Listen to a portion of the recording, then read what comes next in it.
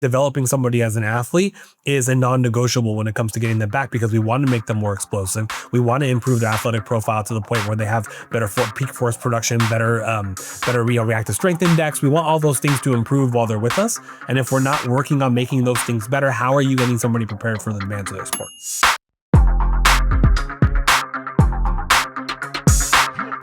Ziad, welcome to the podcast. Thanks, man. Thanks for having me. I appreciate it. I'm super pumped about this. We've gone back and forth a good bit, especially more so over the last 6 months, but probably over the last year or so, of just all the awesome stuff you guys are brewing at Ignite, and just really excited to actually have one of these conversations that we've had recorded. Yeah. No, I mean, it's great. I mean, what you guys are doing and to be a part of like the push forward with the technology and the objective data and all this stuff. I feel like we're at the very onset of like where our profession should be going. And it's nice to be at the front end of that, 100%, man. So you guys have amassed a pretty sizable following when it comes to Ignite and some other areas. So my anticipation is that a good amount of people will know the brand and probably know you as well. But in case people aren't familiar with who you are and what you guys do, you want to just give people a brief intro? Yeah, so my name is Ziad Dahdul. I started at Ignite Physio 2018. I've been a PT for 15 years, so graduated in 2010 from USC. Worked traditional model for about 7 years of my career. And then sort of like a lot of people, they end up kind of deciding like, hey, I want more. This is not what I expected to kind of be involved with, like when I graduated from school. And so I decided to kind of go the route of going into like a cash practice model to be able to see people one-on-one and sort of like really lean into the performance side. So I started Ignite 2018, and it's been like a really amazing like 8-year journey like so far through this. Like I know we're just kind of kicking things off and getting started, but it's like really been a fun journey through this, with like starting off as a solopreneur and building my way up to adding team members, and now we have such an amazing team of PTs and on staff. Like we just have a great team to like lean on to really continue to like level up the care that we provide. So we're a physical therapy and performance-based practice, and our goal is, and our niche is, we work with a lot of post-ops, but a lot of ACLs, and the ACL is kind of one of the biggest things that we kind of grew our name on, was being able to get great outcomes with a lot of our ACLers that come in to see us. Mm-hmm. Yeah, I mean, I feel like the big thing that there are plenty of corollaries between Ignite and Vault, in my opinion, but one of them is the people, right? Just being able to chat with Will and the team yesterday and all that kind of stuff. It's super cool to just see the community that you guys have built and how it's so well known of like the people that you guys have kind of built the company around as well. It's awesome to see what you guys have done. Well, one of my favorite quotes is like, if you want to go fast, go alone. If you want to go far, go together. And so like, I think if you have really great people that are on your team, and having the humility to know that you're not going to do this by yourself, but if you get good people that want to be a part of this journey and like see the vision for what we're trying to do, like that's what we have. And I'm very grateful for all the people that sort of dedicate their profession or their careers to come help us kind of do this and move this forward. 100%. So we just had a podcast with Jess, and we did a little different format, and I actually really liked it, where kind of just pulling either hot takes or statements that you've made over the last couple years or months, and just try and get more impact and get more input from there. The first one, which is very on par and on brand with what we were just talking about, is you made a statement during a recent Vault article: "I'll hire EQ over IQ every time." Yeah, for me, like, I can't teach somebody to really care about people, to show up for people, to have a desire to make people better, right? And so like, but you can teach somebody how to be better at their technical skill and their ability to understand metrics and their ability to dose and prescribe exercise and their manual skills, and we can get better at all those things. So for me, if I have two equal people that I'm looking at bringing onto our team, the EQ side is always going to win out over the IQ side, because like we said, we can teach it. And at the same time, like our core value at Ignite, one of the big ones is like, we're human first. And like our big thing for us is like, we show up for our people. And I think that's what makes us great, is that we're able to show up for the people that are there in front of us. And if you're not willing to put the human first and put that person in front of you before everything else, I can't bring somebody into our team, because that doesn't fit like our cultural values and like how we approach stuff. So for me, the big thing is like, you can't, like, one of the big pushes right now is like, we're all about automating things that we do in our day-to-day life or in our work life or whatever it is. And there are a lot of things that are really good to automate, but like, I really can't automate your humanity. You can't automate how you care for people. And so if somebody really wants to show up and has a desire, and I have two equal candidates in front of me, I'm always going to pick the one that has a higher EQ over the IQ any day of the week. I love that, man. Yeah. It's great to hear too, because I mean, it's all saying the same stuff, but somebody's ability for the most part, when you're in the rehab space, somebody's committed themselves to learning for probably about 7 years, right? So you know that there's some level of dedication, and you know that they can at least retain information, because if they couldn't, they wouldn't have been there, right? So you've kind of, by virtue of hiring a rehab provider, you've screened out a little bit of the I know, like, I'm not sure if this person is going to be able to learn the things that we're asking them. It's like, yeah, for the most part, like, this person's objectively smart. Like, they've gone through the process of being able to at least digest and regurgitate information. So therefore, we can be confident that we can teach this person this thing. Yeah. But it's very, very difficult to, unroot or pull out 20 plus years of, whatever their personality traits have been, or their a lack of ability to actually care about the outcomes that they're getting. Yeah, and to your point, somebody that's gone through a professional degree, like getting their doctorate in PT, they've already demonstrated they can stick to something and put 3 years behind something. And if you count undergrad, a minimum of 7 years into getting to the finish line. So they've demonstrated the ability to be able to show, like, I'm professional, I can show up and I can do the things I need to do to get the job done. But everything on top of that is it's a feel thing. And when you're interviewing people, and we go through 4 rounds of interviews when we bring people on, because, like, you can put a really good foot forward early on, and we still don't get it right every time, but you can put a really good foot forward in the first time we meet them or the second time we meet them. It's really hard to act like somebody you're not.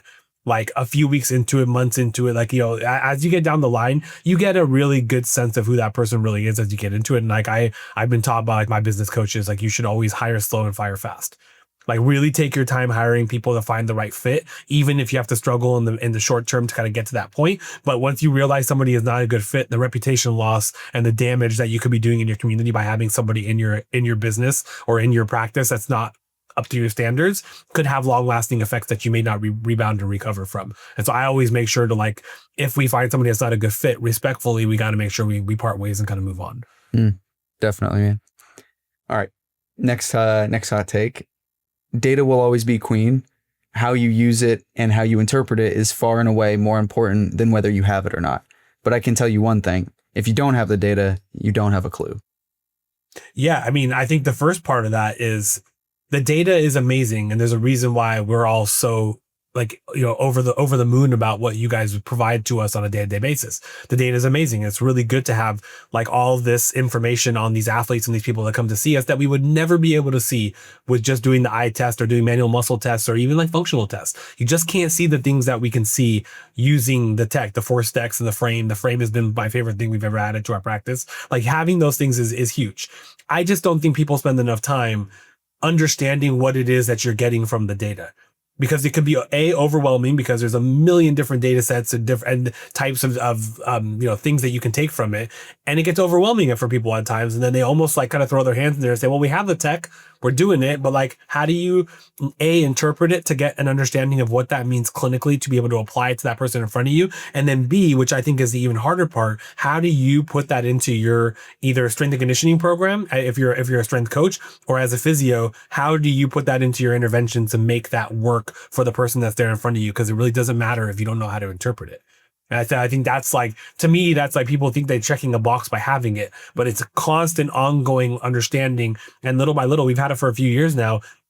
I don't pay as much attention to the things I paid attention to at the beginning when I first got the devices. I used to pay attention to, like, jump height and things like that. And, like, that doesn't matter to me as much anymore because I've learned more, and I'm by no means an expert in this, but I've learned more every year that I've had these products, and I've had people on my team that help me understand it and help our team understand things better. And our metrics that we care about has changed over the last couple of years as well too.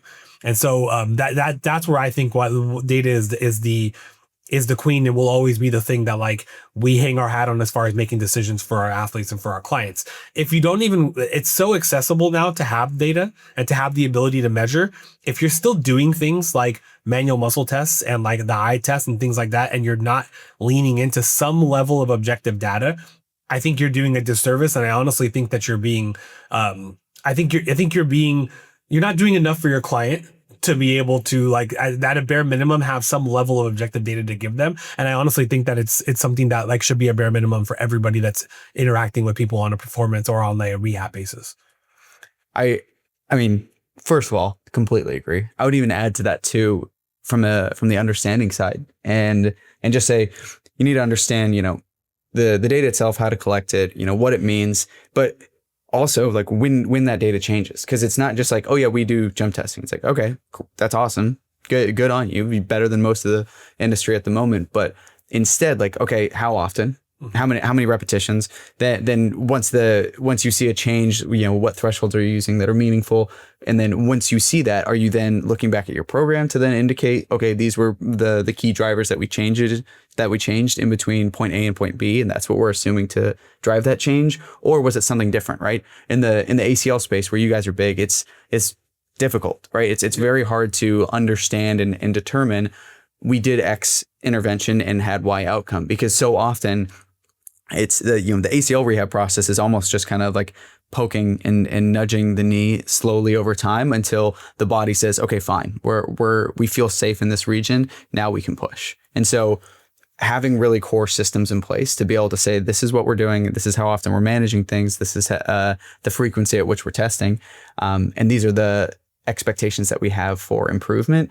Those are also like the steps A, B, C, and D, to get clinicians and practitioners into the next level. Yeah. And to your point, like ACL rehab is a perfect example of this. Like, I'm not going to look at the same things in my return to run phase that I'm going to look at my return to sport phase and my return to play phase. And then when they're back and we're looking at assessing performance when they're back to their sport, what I'm looking at is going to change over the time. I care more about the eccentric side of things in the early stages when we're getting back to running and their tissue tolerance to being able to get back to running and handle the tissue to handle those demands. And then later on, we're going to get a lot more into peak force and concentric impulse and like how much their force output is improving. And then we look at RFD and their ability to be able to, the RSI becomes more important later on down the line. And so that changes over time. But if you're only looking at the same metrics, you're really missing like a big piece of the picture. And it goes back to, you have all this amazing technology at your fingertips, like learning how to use it and how to apply it to your people that are in your ecosystem is like, it's a constant evolutionary thing. So we standardize the majority of what we do, but we standardize, then we iterate. We standardize, then we iterate. And we're constantly like changing what we look at. And if you ask any of our clinicians, we're not looking at the same things now that we were looking at the end of last year, the beginning of last year, the beginning of the year before. We're looking at different things as time goes by. That's kind of where growth as a company comes from. I love that. Let's talk ISOs. Yeah. Isometric strength in the early stage. Isometric strength in the early stages of ACL rehab might be the best loading strategy out there. Don't get me wrong. We need to develop isotonic strength, but from a tissue loading standpoint, isometrics are goated. Yeah. I mean, I have like worked with, like I said, I've been doing this for 15 years. And I've worked with a lot of people that just struggle, whether it's with the ACL population, whether it's like graft site pain, whether it's patellofemoral joint pain, things along those lines. And they have a hard time controlling themselves dynamically through range when they're in the early stages because they've been through a traumatic experience, like not only tearing their ACL, but with AMI and with the swelling afterwards and with all the stuff that comes with the post-op part of the process. It's really difficult to get them back to comfortably moving their knee joint through space in weight bearing, like in the early stages. And so I look at isometrics as snapshots of the isotonic phases that we're trying to address. So if I see somebody trying to do a step down or trying to do a double leg squat, whatever the task they're trying to do is, I try to take a snapshot of where they're struggling and change and modulate the factors and the characteristics of it to get them to get better at it. So for example, if I have somebody doing a step down and they're struggling to get that last 50% of the step down, they have that drop, they lose eccentric control, they have a hard time with it. I'm looking at what are the characteristics of that. Is ankle mobility, is their ability to tolerate joint stress, compressive joint stress on the front of the PFJ, it's the ability to control their hip in the frontal plane and the transverse plane. And now all of a sudden we're looking at like, okay, how do I break this down to get them better at this? So maybe I change shin angle, and maybe shin angle is the thing that changes it, and then we double down on that. Oh, that still hurts. Okay, maybe then I change hip position or hip activation and we hold an ISO there. You have so many like factors at your fingertips to be able to change and gather information so that you can actually lean into your interventions and your programming to help address those things. So it's a thing that isometric is a beautiful thing because it is very evaluation based in nature. It's a great intervention, and it gives me information that I won't get necessarily if I'm just having somebody do a task and watching them do it dynamically. So I think if you're not doing isometrics in some capacity at the early stages, I think you're missing a lot of really great tissue loading strategies early on. And it's funny. I feel like rightfully so, we should always be skeptical of any intervention, any assessment, right? We want to make sure that, we're constantly iterating. But often it was especially with different graft sites when we're talking about ACLs, as well as just early stages. Some people will have pushback of being like, yeah, well, with isometrics, you can get a little bit of early pain, like in the isometric, 0 to 5 seconds. And then once you come out of it, you can also have some irritability and some pain coming out of it. And so people will use almost that as a pushback to say, well, like that's like, we don't often use them because of tissue irritability and those sorts of things. But my question back to those people is always, well, what's the alternative, right? Because if the alternative is dynamic loading, that discomfort from the experience that I've had rehabbing ACLs, it's that discomfort is more or less permanent throughout the motion. So it's like, okay, would you rather, there could be an argument for people saying, well, we want to habituate a little bit from a pain exposure standpoint, and that may be valid, but would you rather improve outputs by allowing that individual to sink into that isometric, have at least a good 20 to 30 seconds of, relatively pain-free and higher force outputs, or would you rather have them experience pain in a dynamic movement and have a lot of stress shielding going on throughout that, where they're actually like, we have no idea if they're loading the thing we want to load? Well, end of the day, pain is a part of this experience. How you manage and moderate and modulate the pain is what makes good clinicians good. And so I think I don't avoid pain, because pain is a part of this. Like if you're having somebody do a new task for the first time in the ACL rehab process, you're doing a good job of loading them if you're challenging them enough where their tissue responds in that way. It's how you react to the pain that I think will make somebody good at what they do. So for me, an isometric is a much easier thing to modify than doing something dynamically because of how many moving parts that are happening at the same time. So if I can add constraints to take away hip control, parameters, if I can take away like ankle mobility by adding a heel wedge or adding something along those lines, and then just load what I need to load, I can do that way easier with an isometric than I can with an isotonic exercise. Like far and away, it's much easier that way. And I think that if you have the ability to look at the characteristics of their pain, did they have pain? What was the level of pain? How long did the pain take to go away? And what was the swelling and the inflammatory response afterwards? If you're looking at all those things, it's so easy to modulate adding load, adding demand to an isometric. So I just think it's much easier to be able to take something and the adaptability of being able to give Dylan, you're going to do this at home 5 times a day for 30 to 45 seconds.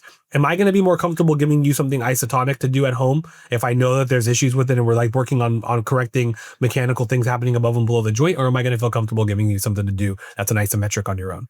I'm gonna lean into the isometric every time until they're ready until they earn the right to be able to do those isotonics on their own. Look, prove me wrong. Athletic development and ACL rehab can't exist independent of each other. Say it one more time. Prove me wrong. Athletic development and ACL rehab can't exist independent of each other.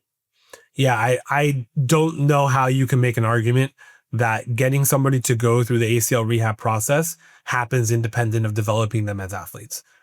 It's not, to me, it's not possible. Like I tell a lot of our ACLers when we go through this, because we know the mental grind that comes with being through in that process. When you get close to return to run, when you're getting so close to being able to do sport specific stuff, I lean into the fact that look, this is an opportunity. This happened, especially if it was non-contact. This happened for a reason. It's something that we have an opportunity to improve upon when you get back to your sport that may have predisposed you to this, that may have, I'm not a causation correlation person, like when it comes to this, but there are things that we know are higher risk factors for ACL tears. And so this is our opportunity to be able to look at things that you probably weren't looking at beforehand. And in turn, that's going to make you a better athlete because you're filling gaps that you had before this that we're going to hopefully fill before you get back to your sport again. So I think developing somebody as an athlete is a non-negotiable when it comes to getting them back, because we want to make them more explosive. We want to improve their athletic profile to the point where they have better peak force production, better reactive strength index. We want all those things to improve while they're with us. And if we're not working on making those things better, how are you getting somebody prepared for the demands of their sport? Couldn't agree more. I mean, I think when we talk about, sport participation also, I think so often it is this idea that, okay, 3 Newton meters per kilogram of knee extension, torque. You've done a couple hop tests. You're passed. You're good to go. Now you can go start playing your sport and you can start, getting back into it.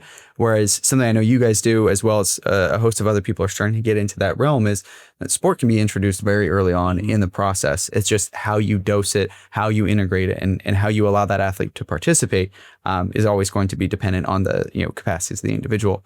Can you touch a little bit more on how you guys are introing sport within the process, and maybe if there's benchmarks that you allow for different criteria? You can pick whatever sport you guys most commonly use and then maybe walk me through it. Yeah, so like soccer is a good example, right? Sure. So there's a lot of things that you can do early on with putting a ball in front of them while they're working on balance, while they're on the force plates, while you're doing, while you're having them track something that's happening on the background, right? You're working on it's not a matter of sports specificity. It's not a matter of just having a ball in front of them. It's their ability to be able to like engage multiple systems at the same time and react to their environment. So like we'll get them on plates, work on asymmetry early on this first like 6 to 8 weeks, 4 to 6 weeks, like when they're just learning how to like weight bear properly through that involved side, and then have them track what blaze pod lights up in the background when they have to scan the environment while they're maintaining, and they have to come back and make sure they're maintaining their symmetry side to side. Or something along the lines of like getting them to do squats on the ForceDecks early on and promote symmetry and promote like where they're shifting their weight to while I'm having them count down backward from 100 in their head by threes. Like things like that to work on their ability to manipulate the environment or like react to the environment or attend to a different task while they're working on a thing physically that we're trying to improve upon. So that's like an early stage example of that. Second thing would be like if we're doing something along the lines of like getting them to be able to learn how to kick a ball again.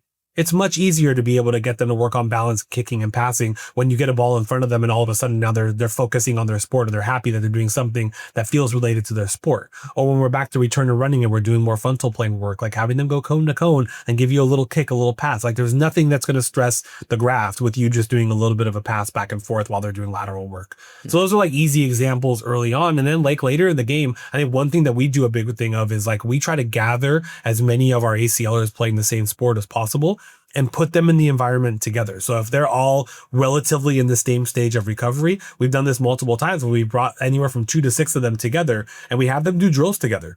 We have them do one-on-ones. We have them do rondos. We have them do things that are specific to their sport where they feel like they're practicing in their sport again, but they're all doing it with each other, knowing that they're going through the same process, being respectful of each other, that they're all in different stages of it, but they're all kind of going through the same thing. So there's a level of camaraderie that comes from that.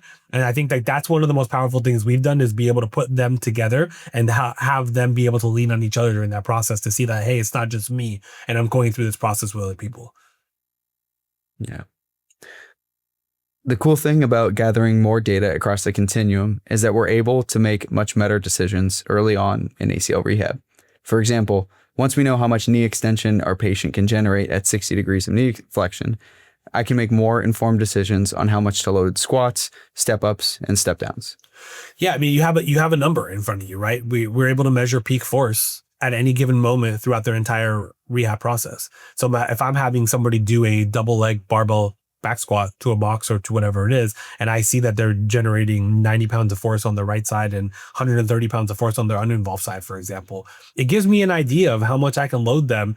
And it helps me dose my exercise prescription, knowing that if that quad can generate that much force by itself, I know that I can put X amount of on top of them relative to their body weight because I know what that number is. And then you start to say, okay, like what can the soleus do relative to being able to control shin angle going forward, and how I position them on the force frame is going to be relative to like what sport I want them to get back to, or like you can standardize it for like a vertical shin angle. Or if I want somebody to be a little bit more of an anterior shin angle, you can get an idea of what that looks like when their knee is forward now. And I can start to kind of put pieces together in that way. So I think knowing the data and knowing how much I can load somebody on in an isolated fashion helps me be able to dose them on the back end when it comes to giving them compound movements or like anything in their S&C programs. I feel like it's also a really cool education tool as well. Like in my opinion, I can still remember I was in PT school listening to a podcast, and this was kind of my first introduction to different ways that objective measurement can be used as an education tool. And it was literally just, this could be an 85-year-old low back pain patient or whoever it is. And they say, oh no, I can't lift that. It's too heavy. And you're like, okay, that's valid. You probably haven't, lifted a box off the ground in a long period of time. Let's just test something out. And you can have them just say, all right, let's do an IMTP. Pull as hard as you want before pain ever happens, right? We don't want this to be painful. Just pull as hard as you can up until you feel unsafe. Then you can immediately show them that number. Hey, you just pulled 80 pounds, right? We know now that your body is not going to experience too much pain when we are experiencing or when we're lifting, as long as we keep it below this threshold. let's see what we can play around with. And the easiest part too is you can then take half of that, because we know that this person, especially with a case that I gave, 85 of low back pain is a little, little excessive, a little ridiculous. I'll admit it. But, you could then just say, all right, let's take a 40-pound kettlebell, put it up, elevate it onto a box, and let's just have them hold it, right? Just exposure to load and using technology to at least educate that individual and just say, hey, you're stronger than you think, right? And you can put out a lot more force than you think. So when we say 40 pounds, right, we're not saying 40 pounds is heavy. We're saying 40 pounds is a bare minimum. This is a necessity. And honestly, the confidence that comes with them seeing those numbers on the screen goes a long way. I think one of the most powerful things that we did early on, we would kind of like show them on our phones or whatever it is, like what they're doing in the moment, whether it's like a squat ISO, for example, like being able to show somebody at different knee flexion angles what their squat ISO output is, right? And then being able to see it, like we put it up on the TV now so that they can actually watch it while they're doing it. And they're blown away by how much stronger they really are than they give themselves credit for. And that allows us to like be very good about being able to give them things to do on their own, or while we're with them, be like, dude, you just did this much, you just pulled this much or pushed this much on a squat. So there's no reason why you can't do the barbell back squat or whatever it is that we're trying to get them to do. So there's a lot of powerful adaptations that happen confidence wise as well too, when you get to show them that they can do more than they give themselves credit for. Awesome. See, we started the podcast with a little bit of the kind of ROI hiring kind of area, and you're very much known, especially in this region and I believe across the country now, as a very solid business mind and a key business leader, especially in the rehab space. We recently had an article with you that we released that is one of my favorites, just because it talks about return on investment from a technology standpoint in a different way that we've talked about it before, right? It's not money in, money out. It's understanding things from a bigger picture. I took a quote from it. I just wanted to read it to you. If you don't have clarity on the gaps in knowledge, expertise, or service opportunities that your team is lacking, your next hire won't make the impact you're looking for. What does that mean to you guys? Yeah, I mean, I think growth comes from the discomfort part of things, right? And so like you can't grow if you're comfortable. And so for us, like being able to use the technology like the VALDTech in our day-to-days, it helps us understand like what is it that we're checking ourselves to make sure that what we are prescribing for our patients and clients is having the effect that we believe we think it's having, right? And if you are checking yourself with testing on a consistent basis every 4 to 6 to 8 weeks, whatever it is that your cadence is, then you're able to check yourself to make sure and hold yourself accountable to make sure that the interventions and the exercise program that you're providing is doing what you think it's doing. And if it's not, it's a constant reminder that, hey, I need to tweak something and change something with that side. So clinically, it's a game changer for us to be able to have the ability to test that on a month-to-month or every 6 weeks, whatever the basis is. From a business side of things, outcomes are everything. Outcomes are the best marketing that you can do in your business.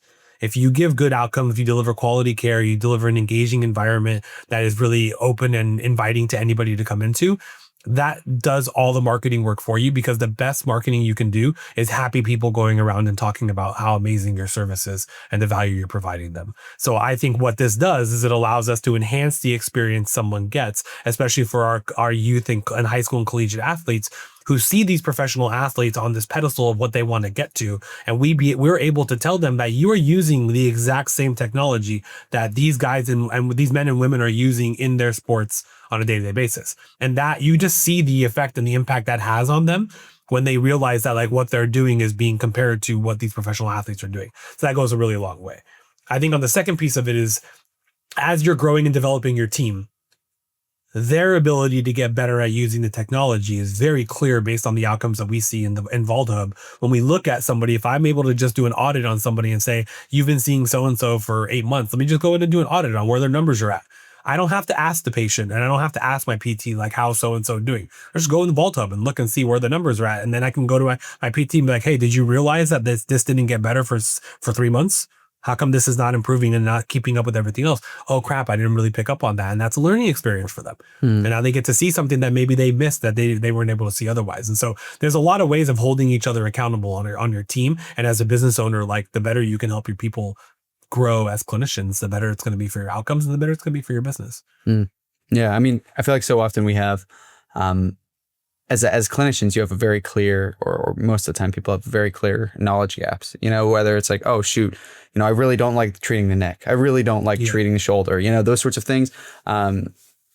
And it's very obvious. And so the answer to that is also pretty simple and pretty obvious. Like, okay, either get more reps, learn more about it, talk to people that are experts in that space, and figure out what you can do to improve that. In theory, like the same thing should be the same ideas should apply within business as well. And I think when you talked about hiring, it was the same idea. It's like, okay, we don't necessarily have somebody that champions this kind of return to play space. Yeah. You know, who is that something that we are in a position to hire for? Because again, you have to do your own internal audits about that. But you also then say, okay, is this something that we can invest time and resources into as well, of saying, all right, if we want to look into the return to play space, what are the things that we need to do on the back? We need to reach out to more teams. We need to have a better understanding of what that process really looks like, because does that mean we have handovers between physios and it all goes into this one, kind of hybrid S&C person? Or does it mean that we have to, re-amplify the return to play process so that all the physios understand this? And then once that handoff occurs, then they still have that monitoring process within it. So it's like being able to have those sorts of ideas and conversations and questions from the business end of things is also just something that I personally have learned from you guys, and something that's super cool to see. Well, I think if you ask any business owner that pays attention to their metrics, pays attention to like how you go about growing a business, it's significantly more expensive to constantly be hiring new people and lose and having a lot of churn and than it is to just retain really good clinicians and really good employees in your business. Once you identify that you've got really great people in your business, your goal is to keep those people happy and fulfilled as a business owner. And it's much less expensive on the business and a less strain on the business when you don't have to constantly onboard somebody to replace somebody else. The fun part is when your team grows and you have people that stick around and want to be a part of what we're growing, is when you onboard new people and you're just adding people to your team. That's where the fun is. And that's where, like, as a business owner, you get to be able to like take a step back and like champion your clinicians and your people who are in leadership roles to take on a lot of the responsibilities that you were doing yourself at the beginning. And now you're actually like breeding the next generation of leaders in your own industry, because you're seeing it happen as your team grows. So I always look at it like I would much rather keep the people that I love in my business and the employees that we have in our business happy and fulfilled and excited about what they're doing, than have to like cut corners and save money in places when eventually, I argue, it's probably costing you more if you're trying to cut corners in one place and having to spend money on trying to overcome the churn that happens over and over again in your business from an employee standpoint. I love that, man. Z, this has been awesome. This has been a super fun conversation. For anybody that's, interested more in what you guys are doing, whether it's in the ACL space, the business space, all those sorts of things, and they want to get in touch, what's the best way for them to do so? Yeah, I mean, you can go to our Instagram. It's the handles at Ignite Physio. If you want to get a hold of me directly, it's Ziad, Z-I-A-D at ignitephysio.com. I'm always happy to have conversations, and, we're always looking to add amazing people to our team. It's like we're in a space now where we're never not hiring. So we're always in a place of hiring, because I don't ever want to lose out on an opportunity to add an amazing person to our team. So if anybody's ever interested in, wanting to be a part of our team as well too, and like see how we operate and see how things go, like I would love to be able to have conversations with people. Amazing. Thank you so much, man. Appreciate you, man. Thank you so much. Awesome.